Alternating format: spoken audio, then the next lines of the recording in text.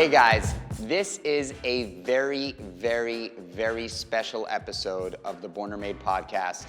I chatted up with a buddy of mine and just an entrepreneurial, inspirational rock star. Lewis Howes and I dig into his story, his childhood, his adversity, and his coming out of adversity. This is going to be a very, very special and unique episode of Born or Made. Check it out.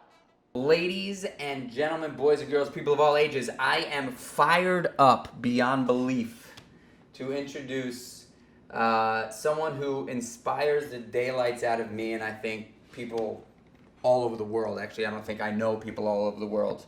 I would love to welcome Lewis Howes, New York Times Bestselling Author, professional football player, professional handball player, absolute master of inspiration and motivation.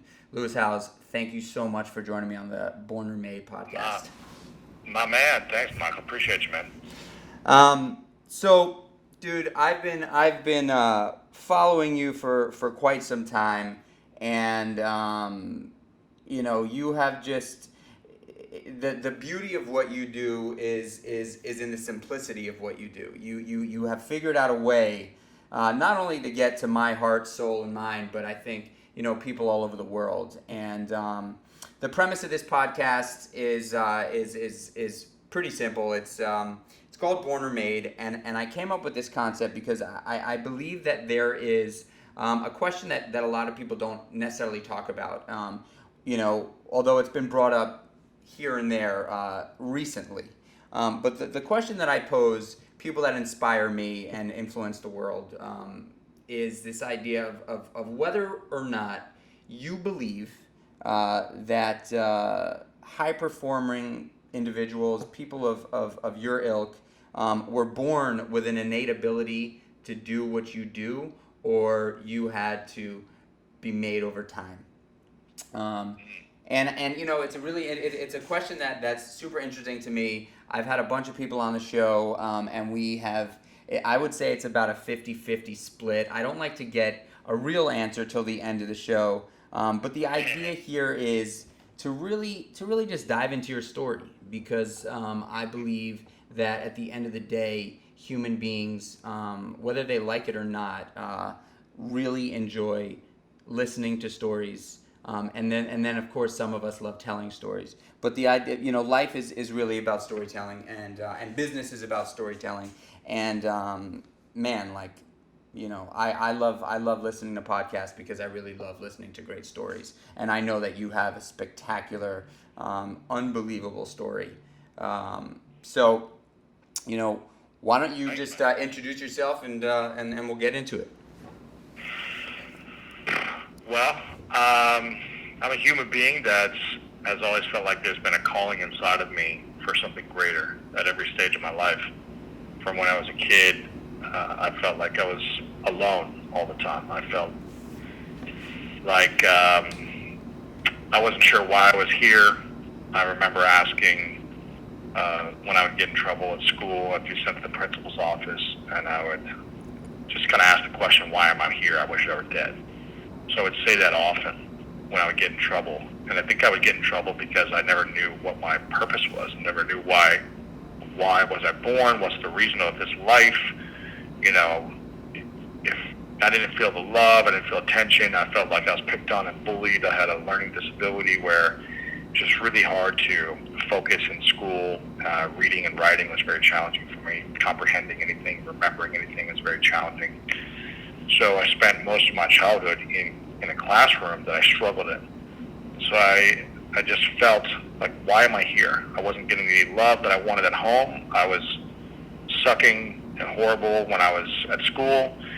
And there was a moment in fourth grade when we had a recess every day. And this one day of recess, the teacher picked a couple of the kids from class and said, hey, we're going to make you guys the captains, and we're going to play a dodgeball game. And we're going to split the class in two. You guys pick them one by one. And I remember these two kids were just picking all the boys one by one, and I kind of thought to myself, I should be picked pretty close to the top. I'm an athletic guy, I'm tall, and one by one they start picking all the boys in the class, and then I'm the last boy, thinking that I'm going to be the last boy picked, and I'm embarrassed. But then they pick a girl after the last boys are picked, and then they pick all the girls, and then by default I was the last one to go on the team, the last person's team. And I remember that moment, I was like, never again am I going to be picked last for anything. Like, I don't care what it is, I'm going to make sure that I'm talented enough, skilled enough, that I work so hard and I dedicate myself just so I never get picked last. That was my goal. And I was, fourth grade, I can't remember how old I was, 9, 10, 11, whatever that is. And that was kind of like a moment where I was just like, okay, I started training every day after class. I would use all this frustration during class that I wasn't doing well in school, and I said, I'm going to go to the basketball court, baseball field, soccer field. I'm just going to train all night long. Can I just stop you there for a sec? Because this is a conscious decision that you made, and you clearly remember making this decision in fourth grade. Of course, yeah. Got it. I was just like, yeah, I'm just not going to be picked last ever again. The feeling of just being so humiliated and embarrassed. This is like a first world problem, like getting picked last on the playground. It's not like I was starving or, really going through that tough of a time. I had a roof over my head, but emotionally, my inner world was suffering, and I felt like I was under an emotional attack all the time through the pressures of school, getting picked on because I would stutter all day in class. I was in special needs classes because I couldn't read and write, all these things. So it felt like I was under an emotional attack all the time. And that was just the decision. I was like, I'm never going to get picked last again, and I'm going to become the greatest athlete I can become. So the reason why I interrupted you and is because in telling your story, I might just stop you a few times just to sort of like hone in on one thing, because I feel like obviously you are going through an enormous amount of adversity at an early age, which is traumatic for I think anybody, whether it's through the home life, the school life, that sort of destruction, internal destruction, which I have a lot of experience with, unfortunately, as well, is really difficult. But a lot of people at that age, or a lot of kids at that age, wouldn't necessarily turn around and say, this is the last time that's going to happen. I would say probably the majority, unfortunately, of people that go through things like that implode and essentially use that ammunition to destroy themselves piece by piece. And so it's interesting that you turned a corner and said, and you used it in a positive way, and I think that sort of is sort of alluding to why you are who you are. But anyway, continue. Yeah, I mean, it's in some ways I did implode. In other ways, I exploded and used it to develop skills and talents to prove everyone wrong in the world about me. And it got me so far until I imploded, and my whole world kind of fell apart when I hit 30 years old. I used this fire, this negative energy to achieve all my dreams. And from that moment forward, I went on to being the last pick, to becoming, a few years later in middle school basketball, high school football, becoming a starter, MVP of the league, all-state, then going off to college. And my dream was to be an All-American athlete. Did that in 2 sports. Then it was a dream to be a professional football player. Did that. Then it was a dream to go to the Olympics. And I've been playing on the USA national men's handball team for the last 8 years. We haven't qualified, but it's always been like chasing this dream to prove people wrong, who picked me last or who made fun of me or whatever I was feeling. And when I reached 30, I'm 36 now, and then I used it to build a business and prove people wrong there, and sell for 7 figures and all these things. But every accomplishment I achieved, it's almost like I felt more miserable after I achieved the biggest dreams of my life. And I never understood why I would be miserable and angry within 10, 20 minutes after achieving everything I wanted: All-American, professional athlete, New York Times bestseller, all these things. that I worked so hard for, why was I not happy after it happened?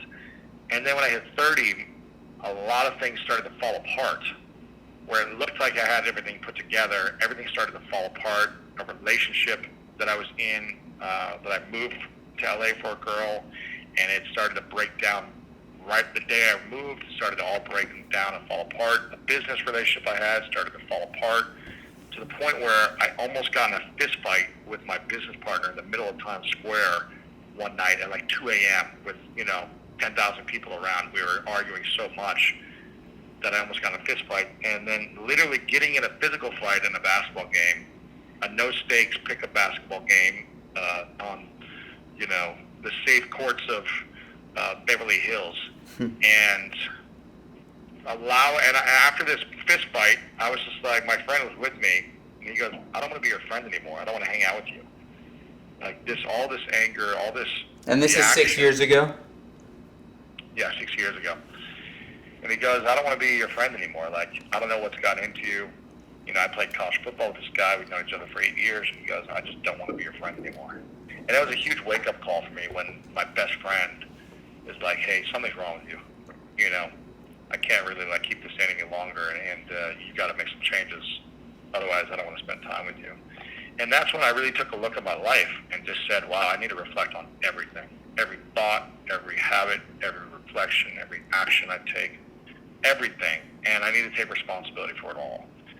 So I just started saying, okay, how have I created this for myself? Why am I so upset all the time? Why do I react?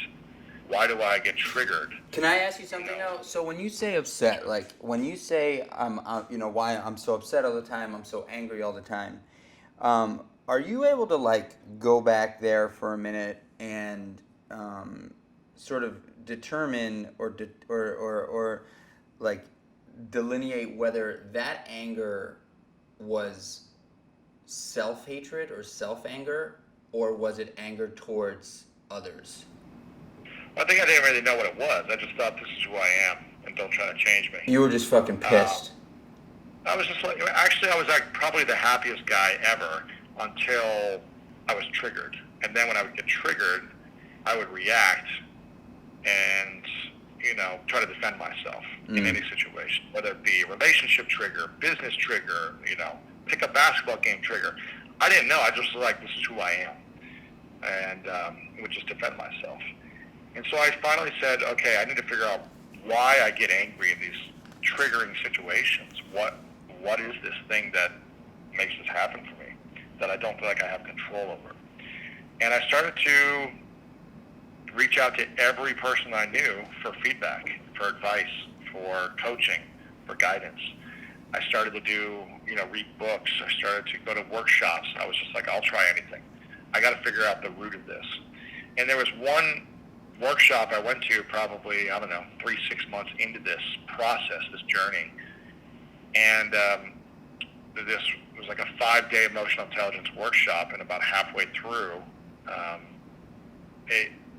I opened up about being sexually abused for the first time in my life. For 25 years, I never told anyone that I was sexually abused.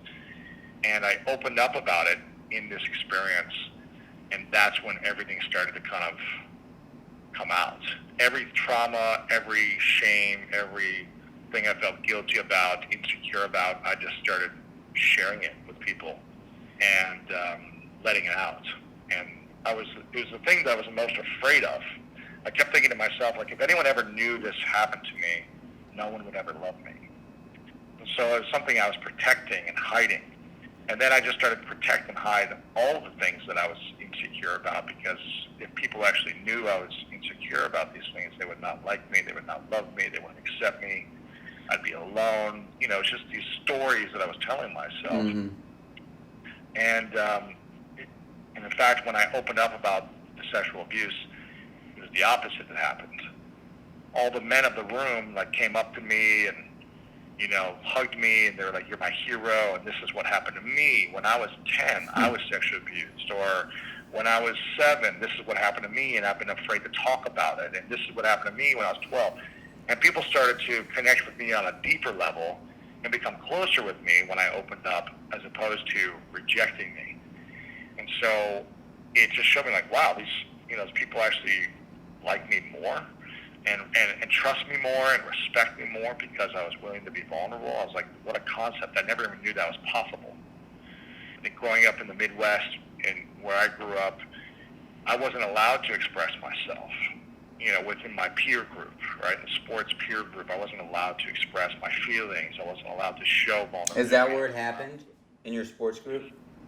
I just think it's like, I don't know, growing up in the Midwest, like the boys on the different sports teams, they weren't really like welcoming you expressing your feelings. Oh, sure. But I'm saying, was the abuse in sports? No. It was the babysitters. I was 5 years old, and it was the babysitter's son who was a teenager. So, I just remember being like, it's something I thought about every single day, but there was never a place or time to really talk about it. Like, I didn't know how to talk about it to my parent. I didn't know how to talk about it to a teacher. Like, there was no one to talk to about it that I knew of. So I would just say, well, this is just a thing that happened, and I'm going to try to forget about it. But it was something that I would always think about. Just keep coming up as like a memory. It's crazy, man. I mean, I have the, it's so interesting that sexual abuse is something that is spoken about so little. But I was sexually abused as well, and I held it so tight until I got sober 15 years ago, and that's when I was comfortable enough in a room where I was doing a bunch of self-development with a bunch of people that were trying to just be better at life. I opened up about it too, and it's just so mind-boggling the amount of people that have experienced sexual abuse. It's really like you open your mouth and you think that you might be the only one, in a 10-mile radius, and then all of a sudden you find out that it's just like there's a lot of people that experience it. It's crazy. Right, exactly. So, yeah. so you started talking about it, and then you just sort of like opened up, huh? I just started opening up, and then I started opening up about everything, and all my fears and insecurities and shames, and I felt a sense of peace and freedom that I never had before. I remember growing up, it would take me about an hour and a half to fall asleep almost every night. It didn't matter how hard I worked out. It didn't matter how tired I was. It would just take me like an hour and a half. And I was just like, I guess this is who I am. I don't sleep well. And it just kind of came to an acceptance of it. And then after I opened up about this, it's just like every night afterwards, I can fall asleep in 10 minutes. And I think when we hold in pain and stress and anxiety, it's really hard for our body to be peaceful. And I just never felt at peace within myself. And I still, listen, there's days where I'm still stressed out and I don't feel at peace, but for the most part, as a human being, I feel at peace. And I think it's because I've said my piece. I've said the things that scare me the most, that I'm insecure about, and I accept myself. I never accepted myself, and this is what I realized later, I never really accepted who I was, and so I continued to chase something I thought I needed to be to impress people or prove people wrong. And now I just fully accept who I am, and I can live from a place of lifting others up as opposed to trying to prove people wrong. And it's a completely different energy that is more sustainable and renewable than what I was living off of. So it's just been an amazing shift for me of awareness. Now, I'm not saying I'm perfect and I've got it all figured out. It's just a much better lack of understanding and awareness for me moving forward. Wow, man. I mean, I appreciate you you being honest, open with us here, because I feel like a lot of people really struggle with they struggle with having the ability to talk about the things that scare them most. I mean, while I have you, I think it'd probably be a good question to ask. If there are people out there that are listening, and I'm sure that you've talked about this in the past, but if there are people out there that are listening and that don't have sort of that coming to sort of like light, white light moment where they begin to understand what it is that is making them so angry, or making them so depressed, or making them so miserable. But they do know that they're holding on to a deep, dark secret that they haven't spoken to anybody about. Is there a formula that you would suggest someone that has not? I mean, yeah. I think the formula is it's going to be hard for you to come to peace with yourself until you start to share. And I think when you share your shame, that's when you can start to heal.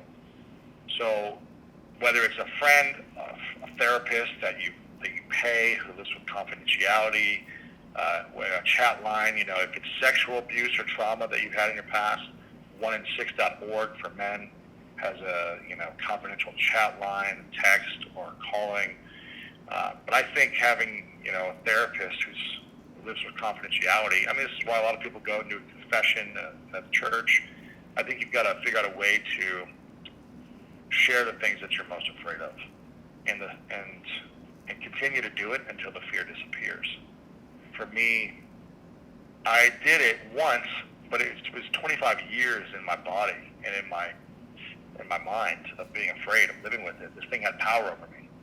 And I remember sharing it once, and then I shared it again, and it's still, every time I shared it, I would still get choked up. I would still be scared to talk about it. And I was just like, man, I don't want to be scared to talk about this anymore. I want to talk about it. I want to get to a place where I can talk about it, where my heart doesn't flutter, I don't quiver, I don't stutter. I just share it like I'm having a cup of coffee.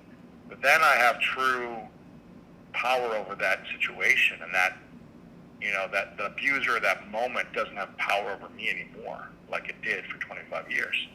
I gave it power by being afraid of it. And so now I just try to do that with everything I'm insecure about, every shame, anything, any flaw of mine. I try to speak it into existence and talk about it. And then I can be more aware of it, and I can accept it, I can accept myself, and I can move forward in a more powerful way. Powerful stuff, man. I mean, it sounds like you, but even amidst all this stuff, and before you had that moment in life where it was a real turning point for you, you were able to put together so many incredible things. And do you think those things, it's not normal to be able to achieve what you achieved before you were 30 years old. It's actually it's just not. And so I think that there was something driving you, and you said it was really sort of to prove people wrong, but yeah. To unpack that a little bit, you're now on the other side of it, and you have accomplished so much in potentially a different way. School of Greatness, I think it's one of the biggest podcasts to ever exist, and it's just. I find it interesting that you were able to put so much on the board before this, and then you had this moment, and it continued and actually amplified, and you've been able to touch millions of people. What do you think that is? What is that? Where does that drive and ambition, determination, the necessity, the want to make people happy and free? What is it? Oh, you mean the desire? You're unstoppable. Before I turn 30 or now? Before I turn 30 or now? Now. Oh, I always felt like, this is going to sound weird, but I always felt like I was here for something greater. I was here for a greater mission. I don't know if you've ever felt this, but I just felt like something was pulling at me. Something was pushing my heart. Something was tapping me on the shoulder. Something was shining inside of me. I just felt like, and I never knew why. I was like, why am I here? There must be something greater. If there's not something greater, then why am I here? I might as well kill myself. That's literally what I thought when I was 6, 7, 8 years old. It's like, I'm going through so much suffering, so much internal pain, so much loneliness. I had no friends. I was in the special needs classes, all this stuff. I was like, why am I here if it's not for something greater? So should I just end it now, or go figure out what this is supposed to be for? And I think I was just like, I have nothing to lose, because I always felt like I was a loser. I always felt like no one loved me, no one cared about me, I had no friends. I'm picked last at everything. They're making fun of me every day in school. So I have nothing to lose. So I might as well risk it all and go for it. And I did that at every stage. In sports, I was willing to sacrifice my body every day of practice, every game. It didn't matter. I would dive after everything. And I think that it was kind of like just being stupid, probably. I wasn't even being smart. I was just like this. It wasn't even fearlessness. It was just like, I don't care if I die type of mentality. So I might as well lay it all on the line. And I think by doing that decade after decade in sports, it paid off. Now I broke my wrist, I broke 6 ribs, I had lots of injuries because I've had that mentality. So I had to learn how to manage risk as well, with being kind of this fearless, all-out hustler at all times. But that energy, day after day, with the deep desire to never be picked last at anything, drove me to be somewhat successful in sports. And then now at 23, 24, when I was done playing football, I had this skill set. I knew how to work very hard. I knew how to set goals clearly and manifest them quickly because of all my training from sports. And I just applied that quickly. I just said, how can I make my life a sport? What do I need? Who are my coaches? Where's my chalkboard? How do I draw the plays? And I just reinvented myself in the business after that. When I hit 30, and I realized, okay, I can achieve anything I want, but I haven't achieved fulfillment yet. So how do I do that? How do I figure that out? And I started to open up about these fears and these shames. That's when I said, wow, now I have a sustainable, healthier energy that I can continue to improve upon year after year and build upon. I can still take these big risks that most people aren't willing to take, because I'm willing to fail at a lot of things and at least not regret that I didn't try something. Whereas a lot of people I talk to who aren't where they want to be aren't willing to risk that big. And I think that's the difference. Is I'm willing to make the risk. I'm willing to fail because I know it's going to teach me something. It's going to give me a skill set that'll help me for something greater in the future. And that's the way I live. Man, I believe that there is something in you and something in people like you, maybe not with the same journey, but certainly that have sort of had incredible accomplishments, that is unique. And I know it's a controversial thing, and throughout this podcast journey for me, it's been like, it's an interesting question to ask, because it sucks for people out there that are trying to put some stuff out, and I'm trying to say, hey, there might be people that are just born this way, and that's why they get to where they're at, because there is just, for instance, in my case, I was just willing to, work harder. And that was something from like an early age. I mean, I experienced a lot of the same sort of adversity, in sort of this self-hatred, dealing with abuse, and not only sexual abuse, but like lots of abuse at my house. I came from a really rocky background. And I think I used a lot of that stuff to get to where I'm at too, but I had a big period of time where, from about 13 to 23, 10 years of intense drug and alcohol abuse. And, when I came out of that, surprisingly, I was able to really start to put my life together, which is I feel blessed. But there was definitely something inside of me that I couldn't describe as to why I kept on going and kept on going. And even when I was out there, I was so uncomfortable with myself when I was out there, in that 10-year period of my life, I still figured out a way to like get shit done. I figured out a way to get shit done. And so, what are some of the things that you do now, that are like your go-tos for you? Because I'm sure you get down in the dumps, at times, like we all do. But what are some of the things that you do, that like places that you would travel to, or things that you would do to just take you outside of yourself and bring you to a better place, if you have any? I think it's just the basics. I think working out, movement, staying healthy, keeps me grounded, keeps me feeling good. Just the natural endorphins that you get from working out make you feel high. So if I ever feel down, when in doubt, work out, and that's a powerful way to get back into a positive place. For me, stillness, meditation, and perspective is everything. I can complain about the construction that's happening above me throughout the day right now in my space, and how it's loud and it's inconvenient, and people are remodeling next to me, and I have to walk out of my condo and next door, and there's crap everywhere. Or I can be grateful that I live in a high-rise building in Los Angeles, California, and can afford the lifestyle out here and have the opportunities to meet people and to be here. And every time I travel to third world countries and I tell people I live in Los Angeles, they look at me like it's a dream that one day they can visit LA for a day, and I get to live here. So for me, everything is meditation, stillness, and perspective. I have a very good life, and when I focus on the things that I have as opposed to the things that I lack, it just puts things into perspective, and a lot of things don't matter that aren't working out that well. And if it's not working out that well, I put in perspective, well, this is teaching me something to help me in the future. And I just apply that principle to everything in my life when it's not working out the way I envisioned it. This is teaching me something for something greater in the future.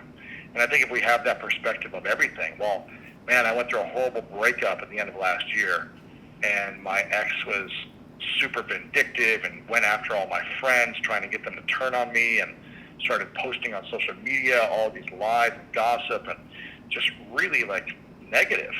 And when I felt like I treated this person so good for 4 years, and she was never grateful, and I could tell myself, wow, this isn't fair, and this sucks, and all my friends are betraying me.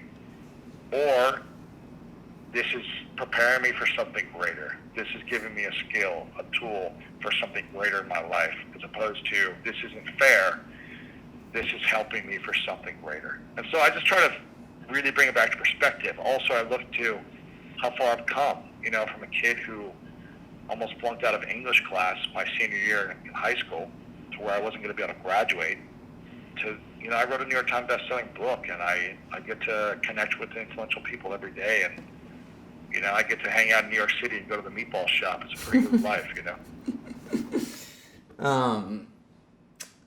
Yeah, man. You posted something on social a few days ago that I wrote down, because you posted your mental, emotional, and physical health should be priority over everything else in life.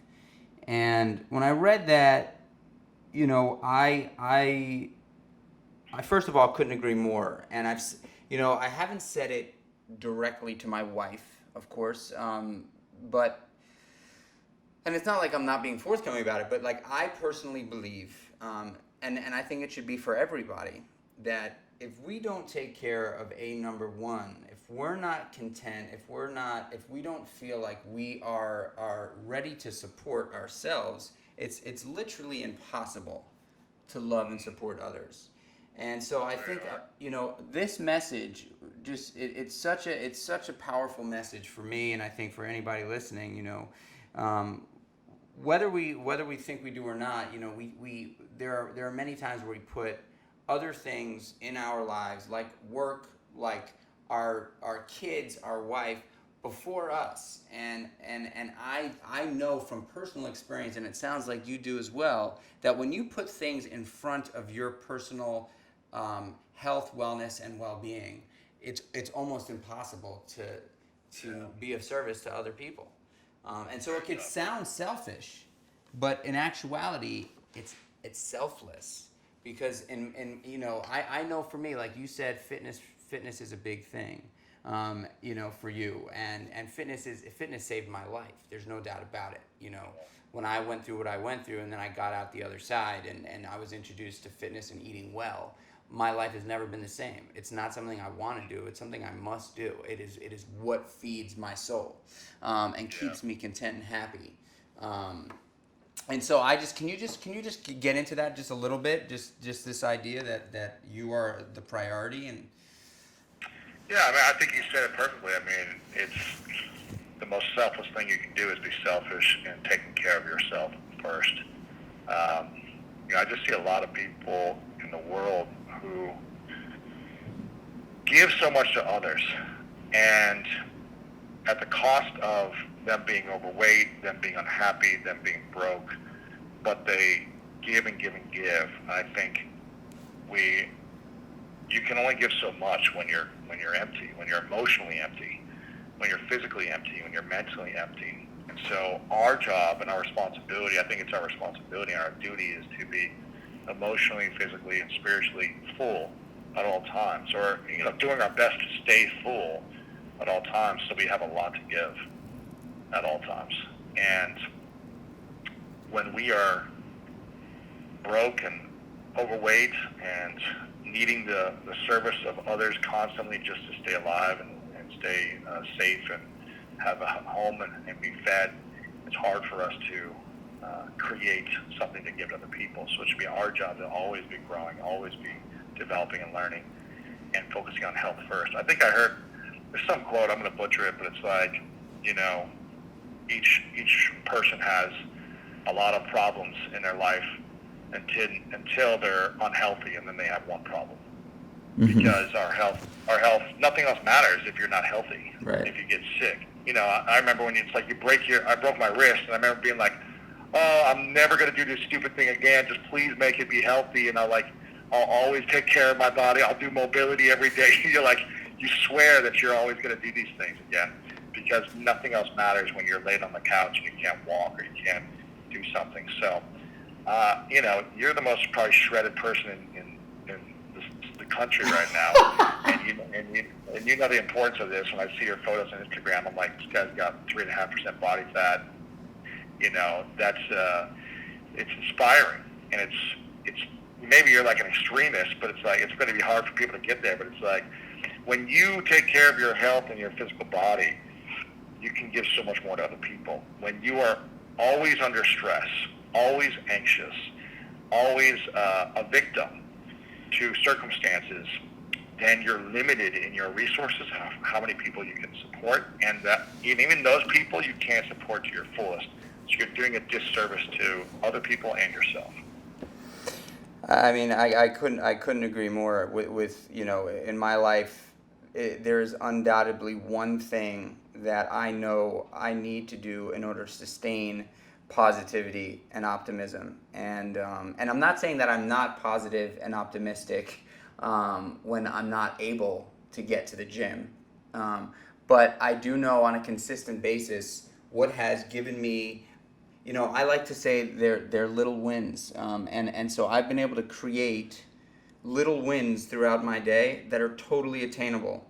And when I talk to other people at my businesses, people know my situation, and I'm certainly not the motivational speaker that you are, and have not touched nearly as many people as you have. But I do know that this when we move our bodies physically, something happens to us emotionally and mentally. Yeah, absolutely. And it is a game changer for me. So whenever anybody really asks me on social or whatever, hey, what is it? I say, when was the last time you got off your ass and took a jog? When was the last time you went on a hike or went to the gym? And when was the last time you committed to something? When was the last time you actually committed to something? Yeah, and stay true to the commitment. I mean, I think those things. Man, you're living the best life, dude. I'm watching you, and it's just everything you do inspires me. What you've done, and I can't even imagine where you're going. Just because you're just such you're a positive guy, man. And next time I come to New York City, I'm going to the meatball shop, so that's where I'm going. Hell yeah, I would love to feed you meatballs. And fish tacos. Every time I'm there, I love the meatballs. I need to go to your other restaurant. You got to check out Seymour's. Yeah, I got to go there. All right, man. I'm gonna wrap this thing up, but I just got a few questions before we go. Quick ones. Advice. Not necessarily the best piece of advice that was given to you, but the best piece of advice that you like to give to others. Oh man, I think it depends case by case, but a general piece of advice is gratitude, man. Just be grateful, because it's hard to be stressed and anxious and angry when you're grateful. It's contagious when you're grateful, and other people feel good around you when you're in gratitude, as opposed to, ungrateful for what you didn't get. And I think it puts things in perspective when you focus on gratitude. So be grateful. Be grateful. Music that you, or music genre or artist that you like to listen to when you're trying to relax.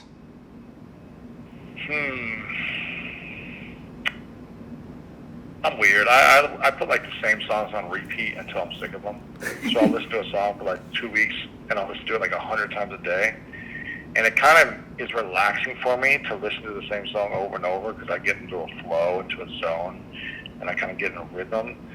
So I don't know if there's like a specific genre. Sometimes that can be like intense techno music too, that'll make me feel relaxed.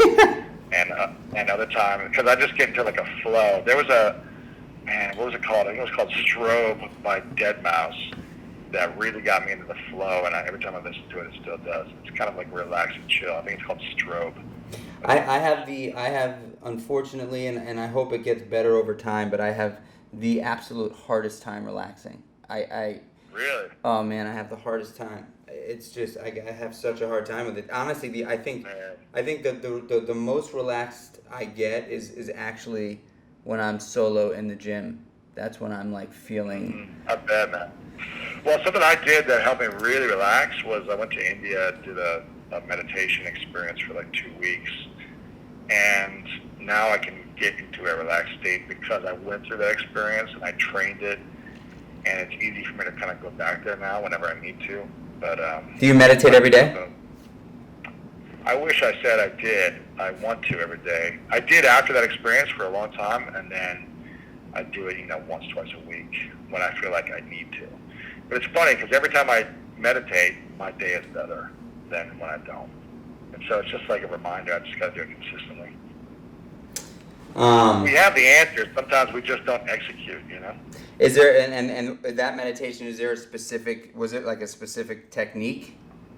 Yeah, there's different stuff that they teach, but there's like a 12-minute meditation that I do with just some like gentle music, and they teach you just a different deep breathing and the visualization process that I follow. But it's kind of like you got to go through the experience of it for the week or the 2 weeks to kind of break down what's not allowing you to relax. And then once you kind of, waking up to what's missing in your life, then it's easy to have the awareness at any time. So when you practice the meditation, you're able to always go back to that peaceful state. And I think that's the goal. I think it's hard to just say, all right, I'm going to sit down and meditate without actually going through some type of experience. Yeah. That creates an awakening for you. So for me, it was a game changer. I've dabbled on and off with meditation over the years, and when I'm doing it, I love it, and I have this breathing exercise that sort of just puts me right into the zone. But for whatever reason, I have just not stuck with meditation for long periods of time. Yeah. But I'm sure. I think you've got to do you should go on a journey with me sometime in India and get you out of your comfort zone, I think. Yeah, man. You, myself, and Nick Onken will go take a trip. There you go. Amen. Louis, I can't thank you enough, man. I really, really appreciate you. Now I've just got to ask the final question. Born or made? Both. Both. We're all born with the light within us, with the desire to be something greater. But we have to make the decision to make it happen. Man, Dude, you are the man. Everybody, Lewis Howes is a legend. I'm sure you have all listened to him, but you got to check out his podcast, School of Hustle, and you put on these amazing summits. You got a summit coming up, don't you? Yeah, Summit of Greatness, and it's every year. Awesome, man. Lewis, thank you. Next time you're in New York, I would love nothing more than to give you a high five and a hug and throw some meatballs at Love you. it, man. I love it, man. I might put you out of business and eat all the balls. I can eat. That's my challenge. Hey, man, I got you. I appreciate it, man. Thank you, brother. Thanks for the time.